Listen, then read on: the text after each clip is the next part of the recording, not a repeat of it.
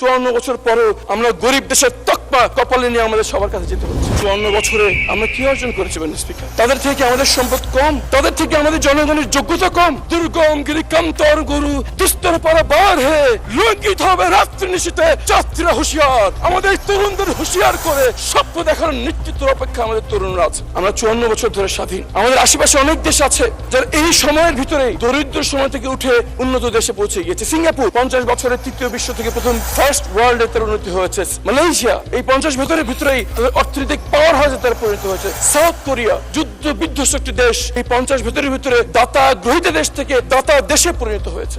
82% তরুণদের সবচেয়ে বড় স্বপ্ন হচ্ছে স্থায়ীভাবে দেশ ত্যাগ করা। তারা দেশ কেমন করে করবে স্পিকার? সিঙ্গাপুরের স্বপ্নবাজ নেতার নাম ছিল লি ইউকুয়ান ইউ। মালয়েশিয়ার স্বপ্নবাজ নেতার নাম ছিল মাহাতির মোহাম্মদ। সাউথ কোরিয়ার স্বপ্নবাজ নেতারা দেখেছেন যে আমাদেরকে দাতা নয়, দান গ্রহীত নয়, দাতা হতে হবে। আমাদের স্বপ্ন দেখানোর কেউ নেই খুব অল্প সময়ের জন্য একজন স্বপ্নবাজ নেতা আমরা পেয়েছিলাম, তার নাম শহীদ প্রেসিডেন্ট জিয়াউর রহমান। তিনি সারা বাংলাদেশের জাতিকে স্বপ্ন দেখিয়েছিলেন যে আমরা আয়তনে ছোট হতে পারি, অর্থনৈতিকভাবে দুর্বল হতে পারি, কিন্তু আমাদের স্বপ্ন একদিন বিশ্ব ব্রহ্মাণ্ডে আমাদেরকে মাথা উঁচু করে দাঁড়াবে। তাকে আল্লাহ বেশি দিন সময় দেয়নি। আজকে আমাদের আবার দরকার স্বপ্নবাজ নেতৃত্ব, যারা আমাদের তরুণদেরকে আবার স্বপ্ন দেখাবে। তাদের স্বপ্ন দেখাবে 50 বছর পর আমাদের শিক্ষা ব্যবস্থা এমন জায়গায় আমরা নিয়ে যাব যে শুধু আমাদের দেশের তরুণদেরকে শিক্ষিত করা নয়, সারা বিশ্বের তরুণদের শিক্ষা করার জন্য তারা বাংলাদেশকে বেছে নেবে। এই স্বপ্নের অভাবে বাজেট। যদি আমরা স্বপ্ন দেখাতে চাই তাহলে আমাদের নেতৃবৃন্দকে শুধু কথার ফুল জুড়ে নয়, কাজে প্রমাণ করতে হবে তারা সবার আগে দেশকে প্রায়োরিটি দিচ্ছেন। যেখানে আমরা বিদেশের চিকিৎসা না করে আমি দেশের চিকিৎসা করাবো,